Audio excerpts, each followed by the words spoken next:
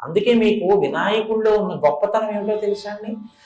కర్మ ఫలితంగా మీరు ఏదైనా ఆపదలో ఉన్నారనుకోండి, వినాయకుడు కాళ్ళు పట్టుకుంటే ఆయన ఏం చేస్తాడంటే ఆ ఆపద రూపంలో మీ కష్టంలో వ్యగ్రత కల్పించి తీసేసి మీకు శాశ్వత సుఖాన్ని ఇచ్చేస్తాడు.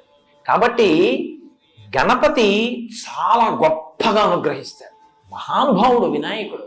వికటో, ఆయన చేసే పనులు హాస్యస్ఫోరకంగా ఉంటాయి, కానీ ఆయన చాలా బాగా అనుగ్రహించేటటువంటి స్వరూపం ఉన్నవాడు. ఆయన చేసే పనులు ఏమిట్రైలాగా అనిపిస్తుంది, కానీ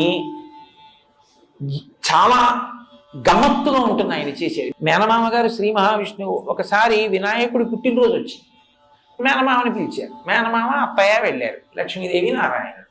ఏవో బహుమానాలు పట్టుకెళ్ళాడు మేనల్లుడికి. అన్నీ అక్కడ పెట్టి, ఒరే నాన్న నీకు తెచ్చాను రా అని చూపిస్తుంటే, ఇవన్నీ ఇస్తూ ఉండడంలో సుదర్శన చక్రాన్ని పక్కనెట్టుకున్నాడు ఆయన.